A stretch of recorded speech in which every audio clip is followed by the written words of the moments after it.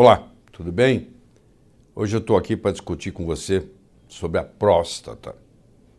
A próstata é uma glândula, por dentro dela passa a uretra. A próstata normal, no jovem, ela tem mais ou menos em torno de 20 gramas. Mas um dos problemas que o homem enfrenta é a chamada hiperplasia prostática benigna, que essa próstata começa a aumentar de tamanho. E como a hiperplasia prostática benigna, que é chamada de HPB, hiperplasia prostática benigna, a uretra está passando no meio da próstata e a hiperplasia ocorre de dentro para fora. Então, quando você tem um aumento no tamanho da próstata, você começa a ter problemas de micção. Você começa a ter dificuldade para urinar. O fluxo já não é tão intenso, às vezes tem que fazer força para urinar, às vezes começa a pingar na cueca, você tem uma pequena incontinência e geralmente a preocupação é muito grande, que a pessoa quando vê isso, o paciente quando vê isso, ele fala assim, nossa, será que eu estou com câncer de próstata? Vai com calma. Por quê? Porque se tem muita sintomatologia, geralmente não é câncer. Porque você quer saber qual o principal sintoma do câncer de próstata? Você acha que seria interessante você ficar sabendo qual o principal sintoma de câncer de próstata? Pois é, eu vou dizer para você. O principal sintoma de câncer de próstata é não ter sintoma. É silencioso. Por que o câncer de próstata não dá sintoma? Quando você descobre, você já tem. Porque ele ocorre na periferia da próstata e a uretra está passando lá dentro. Então, quando você tem toda essa sintomatologia de micção, de urinar, provavelmente a chance é enorme de não ter nada a ver com câncer. Tem uma segunda coisa para lhe dizer.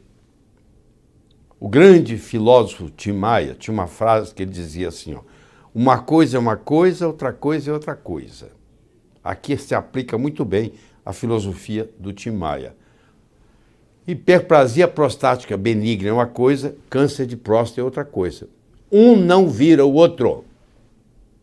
Ah, te trouxe bastante tranquilidade, hein? Você estava preocupado porque aquele aumento da próstata pode virar câncer? Não, não tem jeito de virar câncer.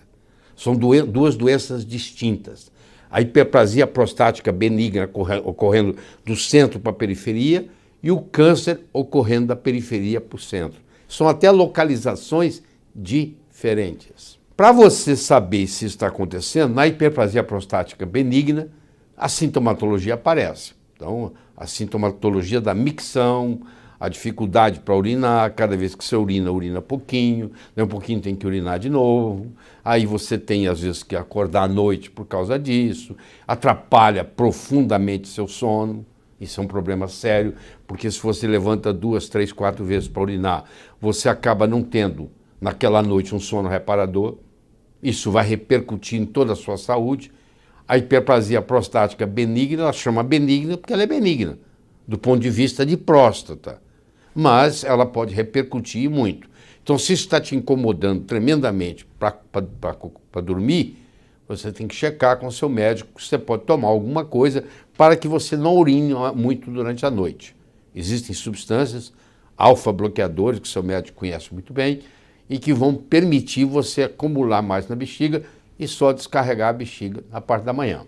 Deixa eu falar para você agora de um exame que, na minha opinião, um dia vai sair do mercado, que se chama PSA, que é o antígeno prostático específico, que tem uma gradação, você pode ir de 0 a 4, de 4 a 10, acima de 10. Tem significados diferentes, mas nós não vamos entrar nessa conversa aqui. Eu só gostaria de dizer para você que existem vários fatores que aumentam o PSA.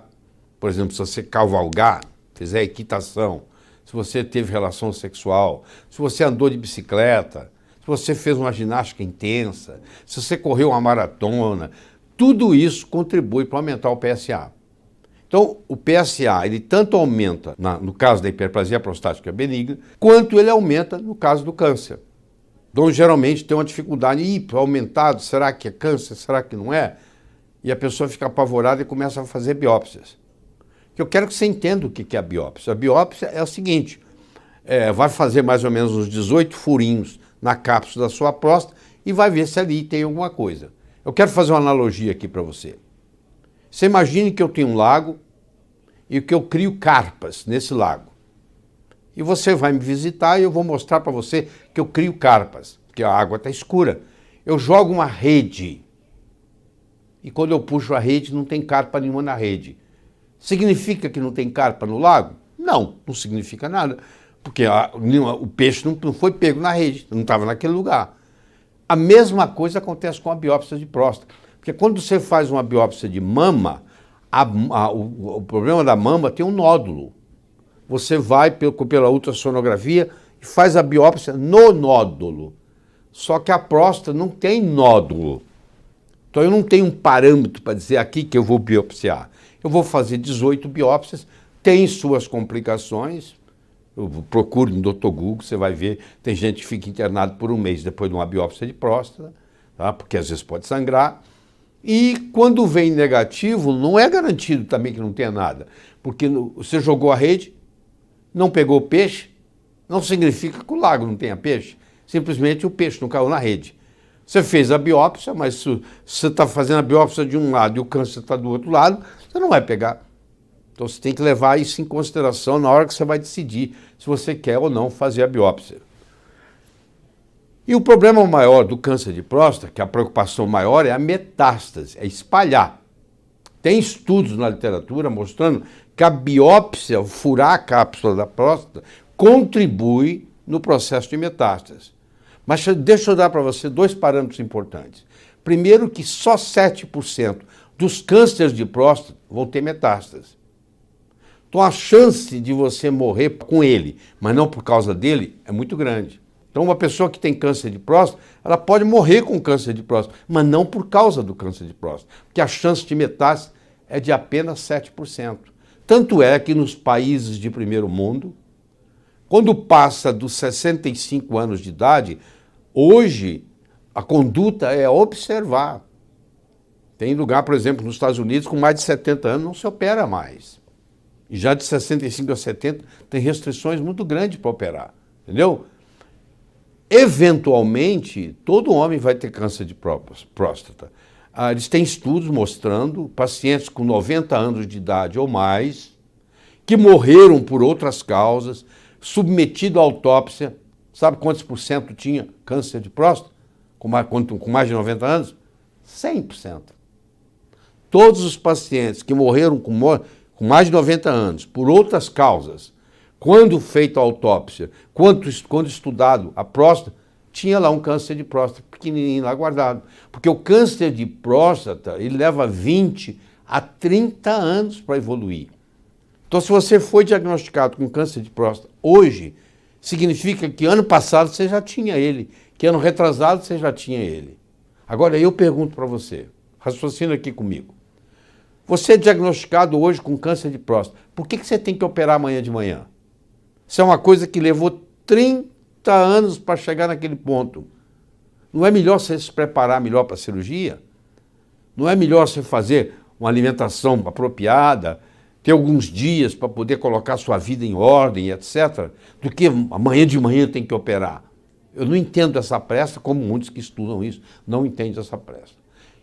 E o PSA, ele tanto ajuda quanto atrapalha, porque o PSA pode ajudar em você fazer um diagnóstico, mas muitas vezes tem nada a ver com nada.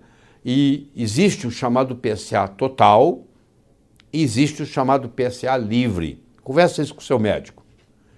Quanto maior for o percentual do PSA livre comparado com o PSA total, menor é a chance de ser câncer.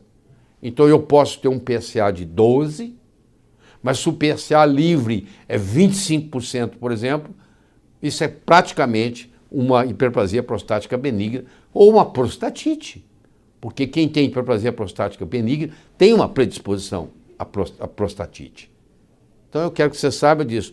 Uma doença não vira outra Hiperplasia prostática benigna é uma coisa, câncer de próstata é outra, uma coisa não vira outra. Você tem que tomar muito cuidado quando você analisa o PSA, porque ele causa muito, nós chamamos de falso positivo.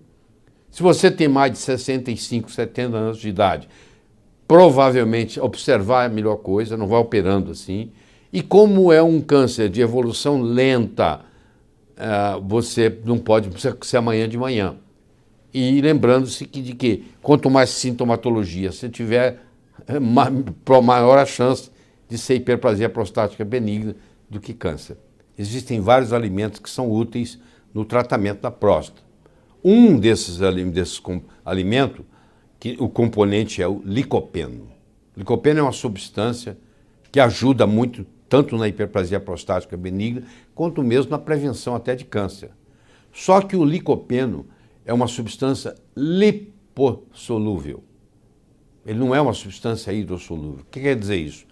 Não adianta eu tomar suco de tomate, porque o suco de tomate está na água, é hidrossolúvel, não vai facilitar a absorção do licopeno. Agora, se eu como o tomate cozido da pizza, esse tem licopeno. Então, só o fato de ter licopeno não é suficiente. Eu tenho que ter um licopeno que seja biodisponível, ou seja, ele tem que estar cozido. Então, o melhor jeito de você absorver um licopeno é quando você cozinha ele e você toma ele junto com a refeição. Aí, quando com a refeição, com toda a parte lipossolúvel da refeição, facilita a sua absorção. Mas é um componente interessante na proteção da próstata. Eu espero que essa conversa tenha ajudado você um pouco. Tá bom?